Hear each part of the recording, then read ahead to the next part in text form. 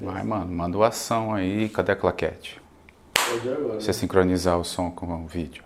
O primeiro é sincronismo automático. É? É. Que chato, não precisa nem fazer mais isso. Não é nada, cara. Eu sou o Juni Capê, eu sou artista, pai, educador, produtor cultural e curador, né, e diretor da Casa de Criar, Escritório de Arte. Tenho uma corrida aí de 30 anos produzindo nas mais variadas vertentes. Eu começo na pichação, vou pro grafite e eu vou me entendendo como um artista do agora que olha para trás, né, para entender o futuro. Então, nos últimos 10 anos, minha pesquisa tem sido em memória da cidade. Essa caminhada das artes me leva para a educação, então eu me torno um professor, eu sou professor de artes e história da arte, que me leva para o ensino superior, onde eu vou dar disciplinas no curso de design gráfico. E agora eu estou no mestrado para discutir o trabalho do artista, né, o trabalhador artista. O que ele faz, como ele faz, uma maneira de trazer esse lado produtor, esse lado artista e retomar o caminhada, né, na academia. Eu sou de Santos, importante marcar isso, e eu venho para Rio Preto por conta da faculdade, né? Eu venho fazer tradução. E aí é engraçado porque eu cheguei a praticar, né? Eu pratico as línguas, a interpretação, tudo, mas as artes me levaram para esse...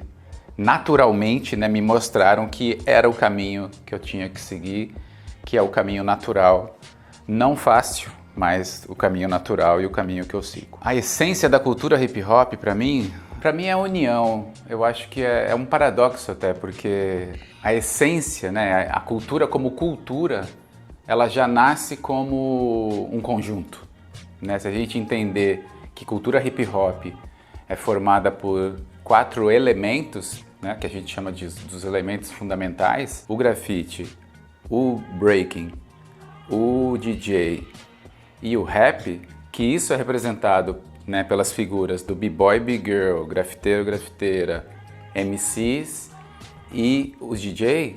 Então é uma coisa que cria uma codependência. A gente tem que falar de essência, esquece o mercado, esquece o que se tornou cada um desses elementos. O mágico para mim do hip hop é essa formação em conjunto, que isso um relaciona com o outro. Se você estuda a história, né, as origens, uns chegam primeiro, outros já existiam, outros nascem a partir daquilo que a gente vai chamar de hip hop, e é essa confluência mesmo de energia, né? E aí esses 4 elementos criam essa energia que é imbatível, né? Eles se completam muito quando estão os 4 juntos.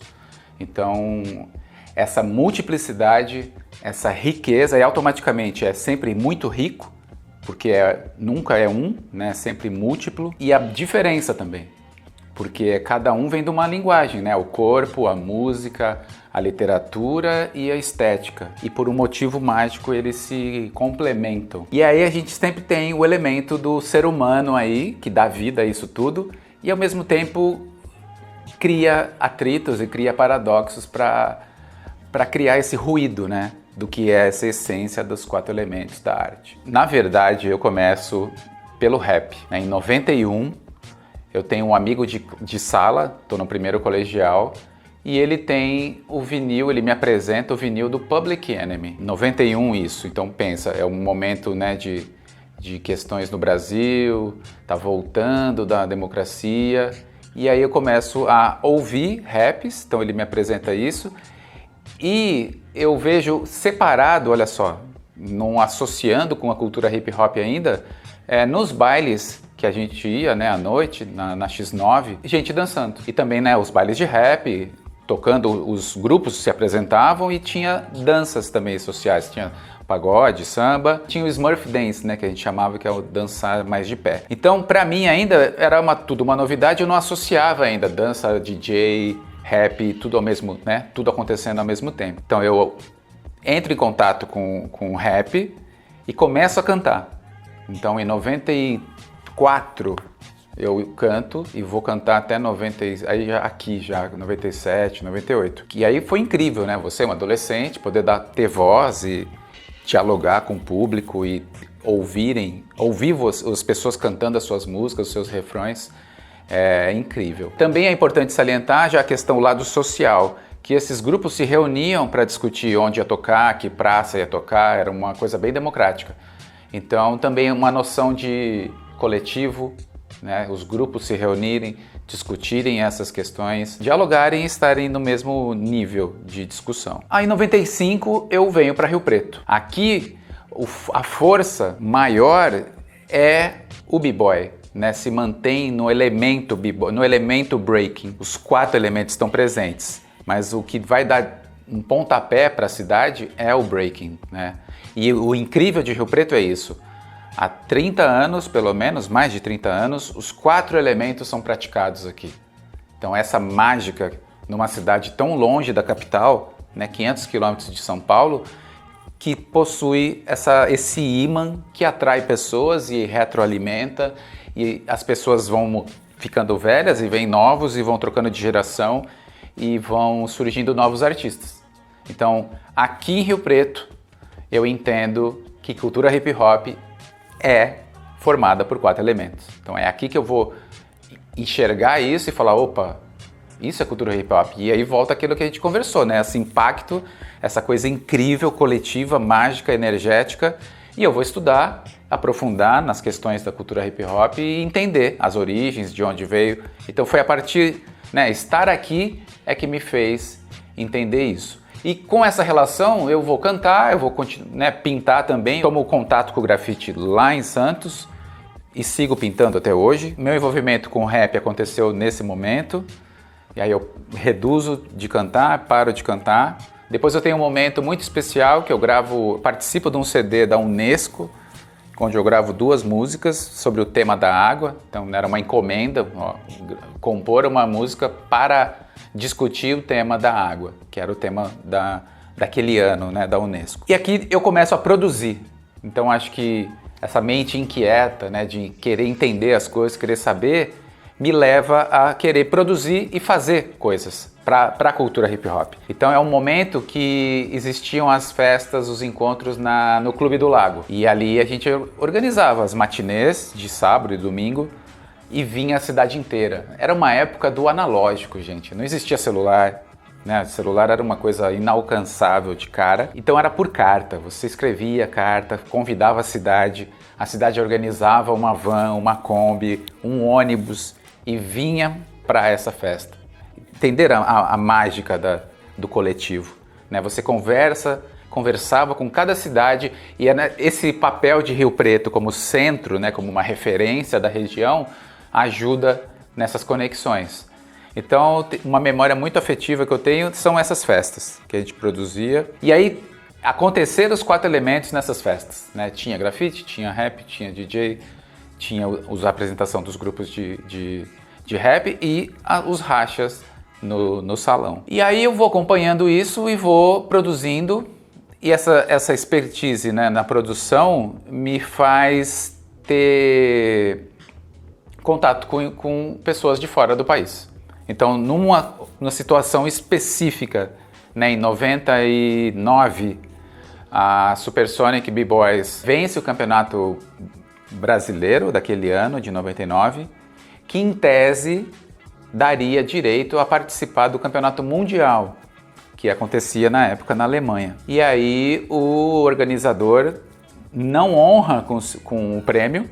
Então, tipo, parabéns, vocês ganharam, só que eu não vou pagar passagem nenhuma. E aí bate o senso de justiça, eu falo, não tá certo isso. A molecada ganhou, vem lá de Rio Preto, vem aqui em São Paulo, ganhou de todo mundo. É a melhor, né, no momento. E não vai para representar o Brasil, uma oportunidade única, né? A primeira. Aí eu entro em contato com o Thomas. Resumindo, a gente vai no ano seguinte. Em 2000, a Supersonic é a primeira equipe de break, né? A primeira crew de b-boys a participar de um campeonato mundial. A primeira equipe brasileira a participar de um campeonato mundial no exterior. Esse contato com o Thomas me leva, em 2005, a ele me pedir uma curadoria para indicar um b-boy para um campeonato que estava nascendo. E aí eu falar isso agora, você fala, nossa, que campeonato que é esse? Né? O Red Bull BC One, o primeiro brasileiro a representar o Brasil num campeonato individual, dessa vez. E eu indico o Pelezinho e ele vai e volta com o 4º lugar. A vida vai, né, ficando adulta, forma família, então os projetos eles vão melhorando em qualidade e diminuindo em quantidade, né? Tipo, não tem mais tempo e também o perfil da cidade mudou. Não faço mais festa, né? A gente não tem mais o perfil e o público para ir nessas festas toda semana, por exemplo, né? Agora as festas acontecem pontualmente. E aí vamos colocar nos últimos 5 anos, eu e o Bazin temos organizado o Hip Hop Rio Preto, que é um festival, uma festa. A ideia era você falar da cultura hip hop, dos 4 elementos, aí já se torna um combate, né? Uma resistência, é mostrar os 4 elementos e trazer um elemento da discussão, trazer o elemento da troca de ideia, né, daquilo que está em voga no momento. Então falar de sexualidade na cultura hip hop, falar de gênero na cultura hip hop, entenderam? Trazer os temas atuais para serem discutidos pelos integrantes da cultura. Em 18 eu organizo o Celebra Crew, que também é uma ideia de resistência, que é campeonatos ou encontro de equipes do Brasil.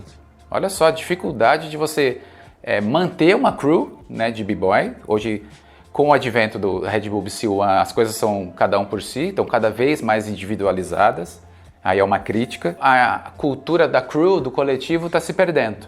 E olha só, como eu falei lá no começo, que o que me fascina é o coletivo. Essa festa que a gente fez em 18 foi incrível. Assim, reunir 8, 9 crews do Brasil para estarem juntas numa tarde e disputarem, racharem e celebrarem, né? O nome é isso, é celebração, né? Então, a essência da cultura está aí. No primeiro ano do primeiro mandato do Edinho, se não me falha a memória, 97, 98, a gente organizou, eu, o Fábio da Silktech, organizamos o primeiro encontro, eu, Fábio e o Pex, né? Acho que foram as cabeças pensantes ali, o primeiro encontro de grafite, que foi na Badiba City, onde é o muro do Pops hoje ali, que é um muro apagou, né? Tinha um grafite ali por décadas e foi renovado algumas vezes. Mas também essa coisa do primeiro encontro para reunir os grafiteiros da cidade e da região, né? E de São Paulo, você sempre trazia alguém de São Paulo para conectar. Foi incrível, a gente fechou a rua, coisas inimagináveis, assim, pensar em conseguir fechar a meia Badiba City, ter toda uma infraestrutura de festa, de festival, as tintas. Então, pensar isso lá nos anos 90 é maluco, né? Então, tá vendo? São coisas de 20 anos atrás. E é importante a gente manter essa memória e saber quem são esses precursores, né? Quem que fez a coisa, quem que estava por trás. Eu me divirto em ser essa pessoa que realizou.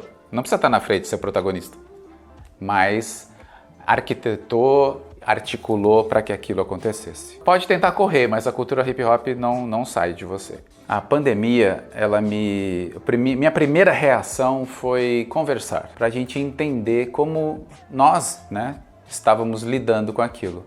E aí eu criei um projeto chamado 3x3 com Juni KP, que eram entrevistas, bate-papos, porque eu fazia 3 perguntas e o meu convidado me fazia 3 perguntas, né? Para estabelecer essa troca. Não era uma coisa impositiva de eu pergunto e responde só, né? Criar essa relação na entrevista. Então era uma conversa muito horizontal via Instagram. E aí beleza, começa, faz uma, faz 2, o primeiro momento eu queria fazer 1 mês, eu acabei fazendo 139 conversas. Agora na produção eu fui estudar. Então com a pandemia eu me isolei e pensei em voltar para a academia. E aí prestei o mestrado. O que o resultado da pandemia me traz é que eu estou no mestrado agora em arquitetura. E aí nessa correria, nessa caminhada da academia é apresentar trabalhos. Então eu tenho apresentado já trabalhos em alguns congressos, simpósios. Aí você vai para esse domínio, né, do simpósio, do congresso, dos encontros para discussão. E eu aproveito para trazer a minha pesquisa como artista também. Então eu tenho apresentado nos seminários, como a pesquisa do mestrado está muito no começo, eu estou apresentando o trabalho como artista, o projeto Quando Olho para Trás, Vejo o Futuro. Ele pausou também na pandemia. Agora, voltando em 2023, 2022, eu acabo de sair da Bienal de Artes de Rio Preto, então é a minha primeira obra do Quando Olho para Trás, Vejo o Futuro. Também eu produzi festivais online, né? Isso foi uma caminhada, uma coisa muito intensa que aconteceu na Casa de Criar ano passado. A gente fez festival Hip Hop Rio Preto, a gente fez o Fissura Criativa, que era para discutir todos os elementos da criatividade, arquitetura, artes, teatro, dança, né? As linguagens todas, criando mesas temáticas para discussões. E o Festival Ações Literárias, que é curado pela Carolina e produzido por mim pela Casa de Criar. Então imagina, a gente esteve envolvido em 3 festivais online, que não é pouca coisa, participou de outros festivais, né, como artistas. Então pensar assim, houve uma reclusão, mas uma reclusão mesmo de sentimento, assim, né? Você não pode parar de produzir, você tem que achar artimanhas, achar novos modos de discussão e de produção. De alguma maneira você acha caminhos para a produção. O artista visual, ele é um trabalhador solitário, diferente do teatro, de artes coletivas, como o teatro, a música, por exemplo. Eu imagino assim que não foi a impossibilidade de ir pintar, né? Ainda que, lógico, naquelas semanas de decreto municipal, decreto governamental do estado, não saia da rua, era bom para a sua saúde, autoestima, você não sair. Preservação de vida. Eu acho que o que mais pega nessa questão da pandemia é o psicológico. Eu pinto sozinho, eu não dependo de um coletivo para ir, mas com que cabeça eu vou pintar? Pintar o quê? Pintar morte, pintar sangue? Então o que pegou, eu imagino que pegou para mim, que você ficava estático, e pegou para os demais artistas para que eu vou produzir? Que sentido faz eu produzir frente ao número de mortes e a situação absurda com que foi lidada aqui no Brasil? Replicando para outros artistas, que o grafite ficou no projeto, ficou no papel, ficou na mesa, ficou no caderninho, e depois ele vai retomando, as pessoas voltam para a rua, e aí elas vão até querer falar da pandemia nos grafites, né? Vão querer deixar registrado esses momentos, vão querer homenagear aqueles que se foram, próximos ou distantes. Eu vi essa produção tendo essa oscilação assim, acontecendo tanto aqui em Rio Preto, como no Brasil e no mundo, né? Olha, um artista que me inspirou e eu acompanhei e acompanho a produção foi uma poeta, foi Carolina Manzato. Acompanhar esse processo dela de como lidar intensamente, né, com os números, as políticas e não despolíticas, né, em relação à saúde, e ela colocando tudo isso no papel e registrando, foi incrível, né? Esse poder de conseguir sintetizar em palavras e ordenar essas palavras desse jeito, né? Do jeito que foi, desse descaso que foi. Então não são poesias bonitas, são poesias cagadas, vomitadas, que te dão mal-estar. Então não é um artista que me levou para um lugar etéreo para fugir do que aconteceu. Pelo contrário, a gente encarou de frente, no sentido de reclusão total, porque tinha uma criança muito pequena, que não estava em fase de vacina, quando se podia vacinar, e por muito tempo não se pôde vacinar, então, tem que proteger. E a partir dessa relação muito direta, de acompanhar a notícia, momentos de não querer, não aguentar mais acompanhar e saber do que está acontecendo, ela produzindo. E tudo isso acontecendo com um bebê, né? Imagina, a gente tem uma criança pandêmica, a gente tem uma criança que a primeira infância dela foi na pandemia. Então ela conseguiu contar essa história, mostrar, né, tirar de dentro dela essa raiva, essa tristeza, com relação ao ser humano, né, de como o ser humano lidou com isso na pandemia. Carolina Manzato e os seus poemas, As Desgraças da Pandemia, são a minha referência.